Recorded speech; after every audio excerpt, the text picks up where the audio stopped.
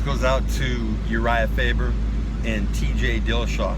I'll tell you what, Uriah, TJ's a great fighter, man. Straight up. He has all the fucking tools, and you've done a superb job. I wonder if he is as thankful as he should be that he got the shot because of you. A lot of good guys out there that have the talent that never do get a shot. And Urijah Faber, I was wondering how many guys can actually say that they was put on their back the first time they came across you, okay? Many. I remember that time down at Carlos, remember his gym? And the first day you came in, and I'm thinking, who the fuck is this little guy? And you put me on my back, boom. And I'll always remember that, and I'll always remember how cool and respectful you were to my sons when you ran across them.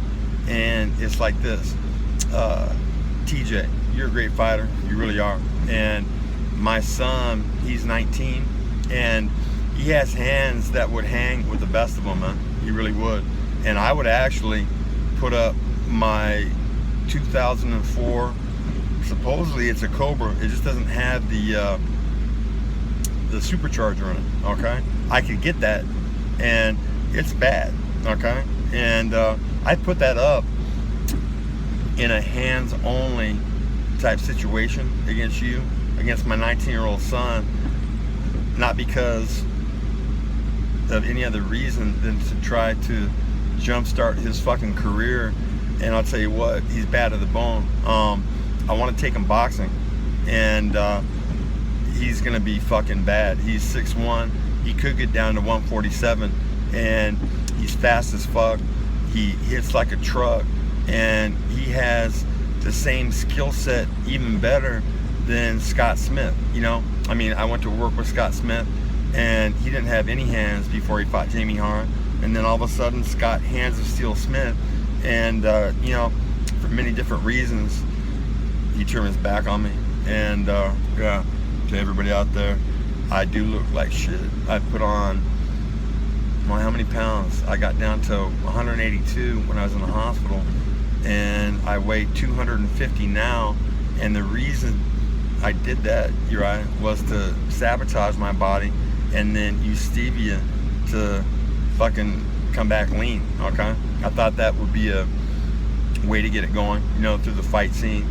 And, you know, didn't happen for many different reasons, Herb Dean being one of them. I said before our fight that I didn't want Herb Dean reffing my fight. Who was the ref? Herb Dean. I had many other refs say that they would have stood the fight up with Rick Bardell many times, okay? And that's what I was hoping for. I made a mistake, man. I tried to use fighting to get stevia famous.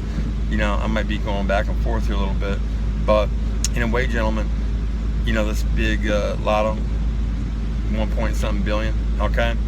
I didn't hit it, but in a way I have, because I'm about to leave and go somewhere and get a woman who is stage 4 terminal on pure H2O, and it's going to do for her the same thing that it did for my mom's cat Peachy and then my Uncle Bob, bring them back into perfect fucking health, and bottle up a liquid that acts like the fountain of youth and sell it. And you know what? It's better than hitting the lottery, straight up. If I can put stevia in water and blend and get all that floating toxic shit out of it, and then 17-year-old cancerous cats that are about to be put to sleep, okay, they're better off dead, sneezing, blood bubbles, pissing in bed, too sick to get off it. I take pure H2O, blended in tuna fish. She laps herself into perfect health, and from 17 and not even a half till 19 wants to go outside at night exploring like a young cat. That leads to my uncle, and he's obese, has 6 cancerous breast tumors, and he thinks he's on his way out because he just had his prostate cut out to cancer. Yeah, and he gets on pure H2O, and in 4 short months he goes from obese to losing 67 pounds of flabby fat, and more importantly, just as 6 turning cancer breast tumors gone, okay? So, you know, Uriah, everything that I've ever told you is actually true, okay? If I was the richest guy on the planet, I could say anything the fuck I wanted to, and people would believe it pretty much if I was giving away millions of dollars, man. Can you imagine, right? Having so much money that you could walk into any place that you wanted to and be like, you know what, you guys are really, really fucking cool, okay? How about I pay off everybody's home and buy each of you a brand new car that's based upon like Tesla, okay? Because it doesn't use hydrogens from water for power, okay? And it's not turning this fucking planet into eventually Mars if they let it go long enough, if we let them get away with it. Seriously. For all you haters out there, Google petroleum gasoline. There's more water or hydrogen, okay, in petroleum gasoline than petroleum. I think it's like 14H to 6C. Okay, there's a lot more hydrogen. And on a freeway in LA during the summertime, if there was any even return between a gas tank through internal combustion engines and into the atmosphere to what? Einstein's dead. And then we have that other really, really smart guy that's in a wheelchair believing that Einstein's theory about nothing ever vanishing is true. Well, I'll tell you what, in a freeway in LA during the summertime when it's bone searing dry, with all those millions of cars locked in a freeway grid, if there was any even return, it would be humid, okay? It might be like brown rain, but it would be there. It's not. Anyways, TJ Dillashaw, you're a stud. You are one of the best fighters I think I've ever seen, man, and you're only going to get better.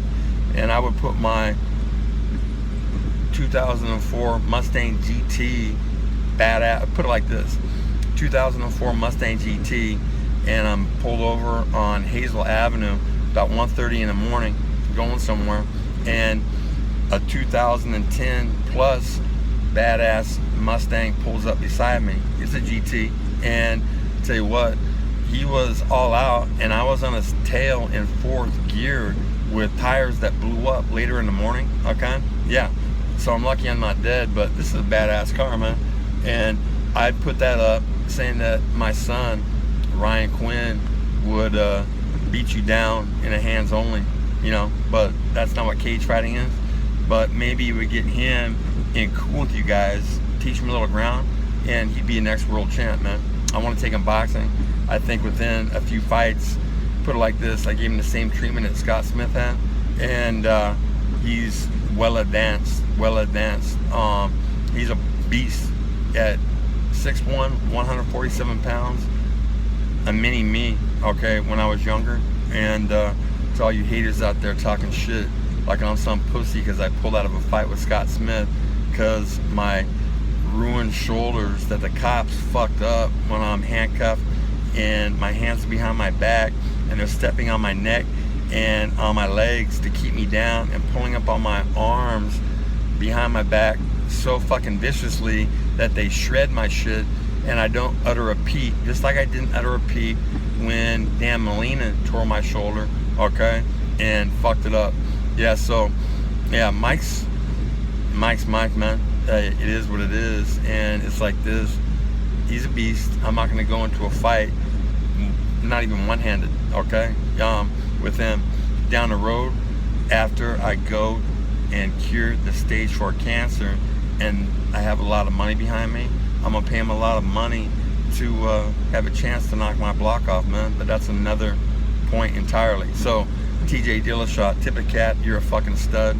You seem like a really good guy. I never met you. I know Urijah is. He might not be. I don't know. I don't think he isn't a good guy. I wouldn't really know, but I know that he was cool as fuck to my kids. And you know what? That's more than enough for me. So it's there. 2004, fairly badass Cobra Mustang. Yeah, it's worth a lot more than 6, like 10 plus, something like that.